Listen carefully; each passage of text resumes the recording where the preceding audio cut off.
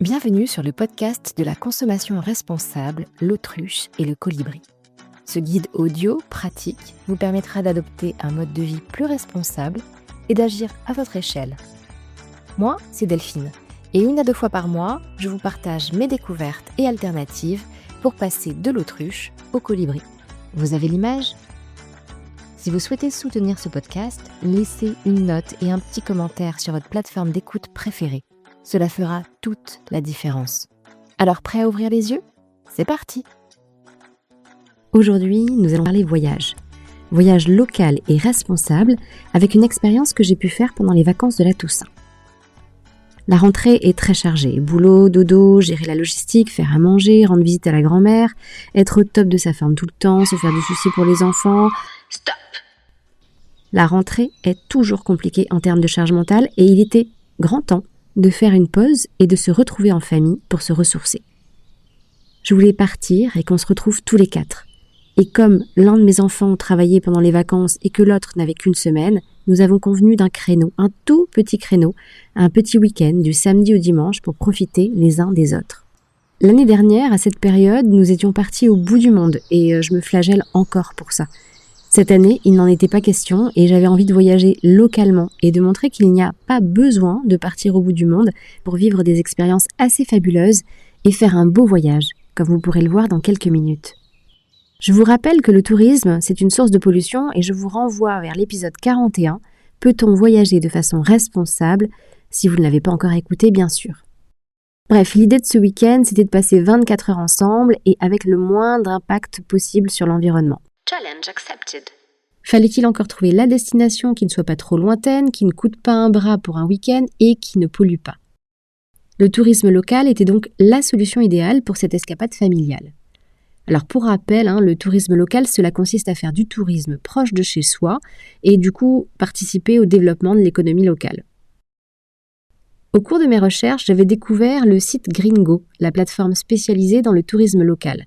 Dans mon esprit, Gringo, c'était un peu l'équivalent d'Airbnb, mais en version green, avec des gens engagés qui proposent leur logement éco-responsable. Bon, j'avais en partie raison, et le site va beaucoup plus loin que ça et propose une véritable aide au voyage responsable, avec des expériences donc nature à vivre tout près de chez soi. Gringo, c'est 22 000 logements authentiques en France. Bon, j'allais bien trouver la destination idéale sur ce site. Donc me voilà donc partie sur le site gringo.voyage, qui... Breaking news vient d'ailleurs d'être décliné en application mobile. Ne sachant pas où aller, j'ai cliqué sur le bouton « Je ne sais pas où aller ». Et oui, il y a un bouton pour ça. Alors bien sûr, si j'avais su où aller, j'aurais pu choisir simplement ma destination. Donc je clique sur « Je ne sais pas où aller » et là, on m'a juste demandé comment je voulais partir. En train, en voiture, à vélo, à pied. Alors ici, pas d'avion, bien sûr, cohérence oblige par rapport au positionnement du site. Ce service proposé par Gringo permet d'explorer les destinations accessibles depuis chez soi en fonction du mode de transport et du temps de trajet souhaité. La logique de raisonner par accessibilité plutôt que par destination est très intéressante. Et cette question de l'accessibilité et du transport n'est pas neutre. Selon l'ADEME, le transport représente à lui seul 69% de l'empreinte carbone d'un séjour touristique.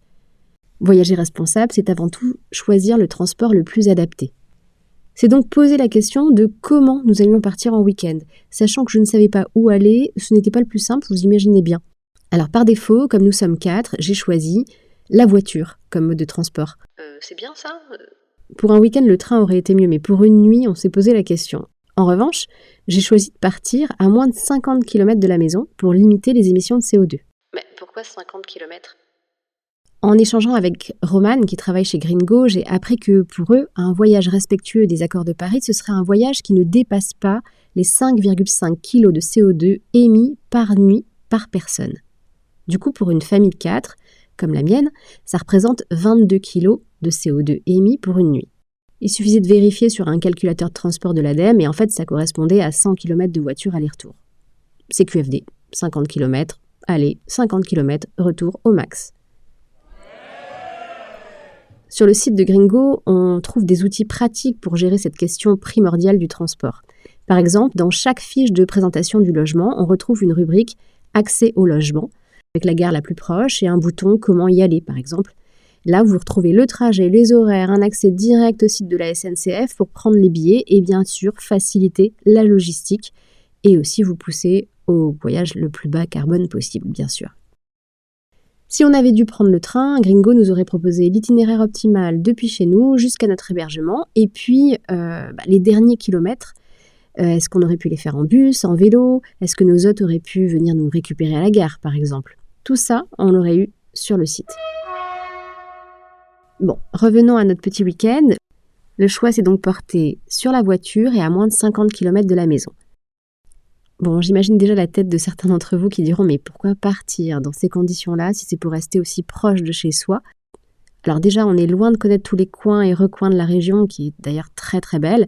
Et puis, c'était bien l'expérience voulue, faire du tourisme local, donc à proximité. Le choix étant fait, il n'y avait plus qu'à choisir le lieu qui nous animait en fonction de notre budget et parmi les logements proposés. Alors après un petit tri par type de logement, d'équipement sur place, de type de destination, mer, campagne, montagne, l'ambiance sportive, romantique. Bon, bref, j'ai choisi une expérience en pleine nature, dans l'arrière-pays niçois, à moins d'1 heure de chez nous, sous un tipi. Oui, un tipi. Je vous laisse imaginer la tête des enfants à 4 sous un tipi au début de l'automne. Bon, je vous cache pas que la nuit a été un peu fraîche. Nous avons atterri chez Anne, Florence et Michael et leur site en pleine nature à côté du village de Coaraz, où des tentes d'hommes et bulles et un tipi, du coup, accueillent les visiteurs.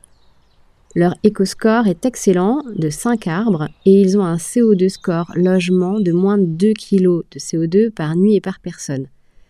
Donc cet éco-score, c'est un indicateur qui a été mis en place par Gringo pour permettre de classer les établissements selon des critères de durabilité. Et puis le CO2 score, comme son nom l'indique, permet de comparer facilement l'empreinte carbone estimée de l'hébergement qu'on choisit, selon différents critères comme le mode de chauffage, l'isolation, les équipements, bref. Ça permet de faire un choix éclairé sur le site. Donc on peut choisir en fonction de son budget, en fonction de ses critères de durabilité, le meilleur site qui nous convient. On a passé un super moment, le lieu était magnifique, on était au calme, loin de la pollution sonore. On a pu découvrir et manger les bons petits plats végétariens de Anne-Florence avec des produits bio, locaux, de saison, certains même issus de leur potager.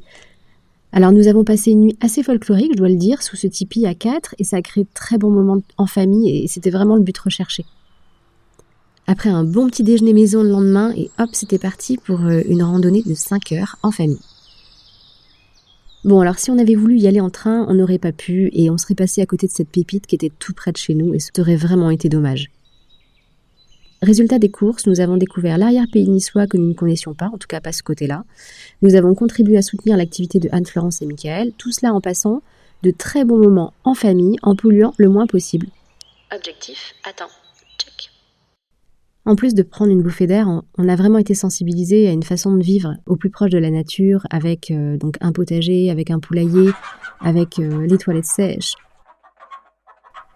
Selon un sondage qui a été fait par Gringo, 11% des voyageurs disent avoir été influencés sur leurs habitudes quotidiennes grâce à la plateforme ou à la rencontre avec un hébergeur Gringo. Bon, vous l'aurez compris, faire du tourisme local présente beaucoup d'avantages. Un séjour Gringo permet d'émettre 2 à 3 fois moins de carbone qu'un séjour moyen. Donc ça vaut le coup quand même de se poser la question si on doit partir en week-end, au lieu de partir avec un billet d'avion pas cher au bout du monde, et bien juste de prendre le train ou prendre la voiture à plusieurs pour aller découvrir la région qui nous entoure. Alors est-ce que vous aussi vous avez testé le tourisme local ? Eh bien si oui, dites-le moi en commentaire sur Apple Podcast ou en commentaire de cet épisode sur Spotify. Et si cet épisode vous a plu, parlez-en autour de vous. Parfois, il n'y a vraiment pas besoin de chercher le bonheur très très loin, vous savez. Allez, je vous laisse avec cette petite méditation. À très bientôt, au revoir.